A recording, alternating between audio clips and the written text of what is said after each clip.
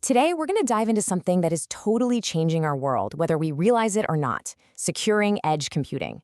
Look, this isn't just about big, far-off data centers anymore. This is about the tech that's literally all around us. We're talking self-driving cars, smart factories. The edge is where our digital and physical lives crash into each other. And figuring out how to keep it safe, well, that's one of the biggest puzzles in tech right now. Let's bring this home for a second. Just picture the software that controls your car's brakes, or its airbags. Now, what if the security for that critical system was just an afterthought, something tacked on at the last minute? It's a pretty unsettling thought, right? Well, that is the exact problem we're facing at the edge. So, what even is the edge? It's not some server farm in another state. It's the smart sensor on a factory floor.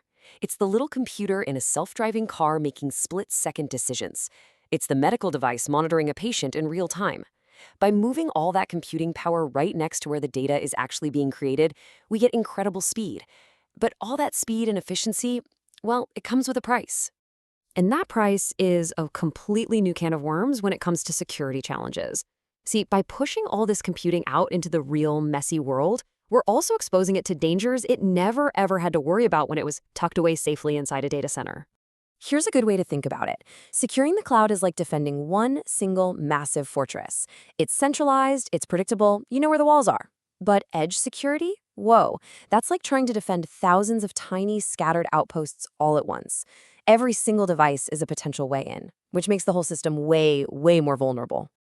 And this vulnerability really breaks down into three major threats. First step, physical attacks. A device out on a factory floor or a sensor in a remote field can literally be stolen or messed with. Then you've got network attacks. Unsecured devices are just sitting ducks, waiting to be compromised over the network. And third, and this one is scary, are data integrity risks. The actual information being sent between devices could be intercepted or even changed by a bad actor. So how in the world do you defend 1,000 tiny outposts at the same time? You can't just build bigger walls around each one. Nope, you need a much smarter strategy. And for the edge, that strategy is called DevSecOps. And trust me, this isn't just another tech buzzword, it's the essential shield we need for this new frontier. DevSecOps stands for Development, Security, and Operations.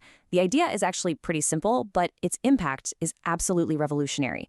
Instead of treating security like some final, annoying hurdle you have to clear before you can go live, you weave it into every single stage of development. And that changes everything.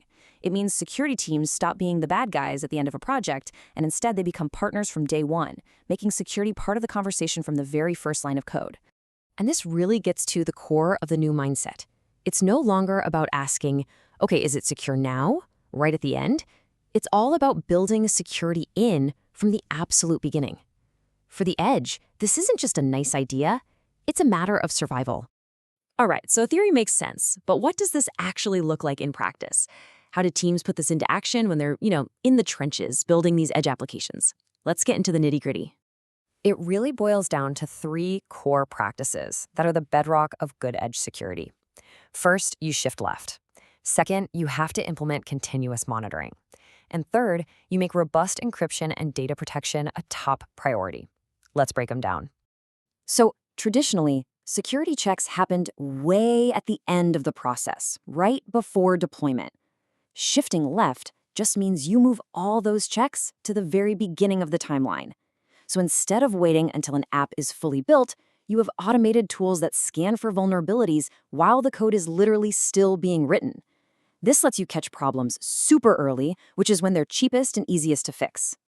Next up is continuous monitoring. Edge environments are constantly changing. They're super dynamic. You can't just check for problems once a day and call it good. You need real-time logging and anomaly detection to spot anything suspicious the moment it happens. And here's the kicker: automation.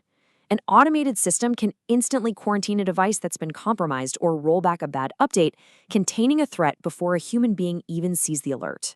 And finally, data protection. This one's completely non-negotiable. Any data that's stored on a device, we call that data at rest, it has to be encrypted. And any data being sent between devices in transit has to be encrypted too. The real trick here is using encryption that's strong enough to be secure, but also lightweight enough that it doesn't bog down these smaller, less powerful edge devices. Now, when you start combining these practices, you can build something even more powerful, a zero-trust edge. And this is a fundamental shift in how we approach network security altogether. This involves some really cool advanced strategies, things like automated policy enforcement, which makes sure every single device is playing by the same security rules, or edge-specific threat intelligence, which gives devices the info they need to spot threats in their own unique environment, and a secure supply chain, using things like cryptographic signatures, which are basically digital seals of authenticity to guarantee that every software update is legit and hasn't been tampered with. All of this is built on this core idea of zero trust. See, in an old-school network, if you were inside the castle, you were trusted. In a zero-trust model, nobody gets a free pass. Nobody is trusted by default. It doesn't matter if a device is inside or outside the network. It has to prove who it is every single time it tries to connect to anything. This is huge because it stops an attacker from breaking into one device and then just roaming freely through your whole network. So here's the bottom line.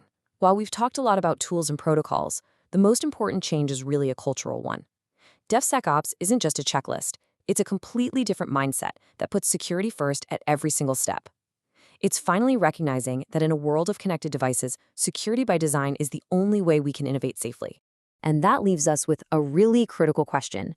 As edge computing gets deeper and deeper into our lives, in our homes, in our cars, in our hospitals, are we actually building a future that is secure by design?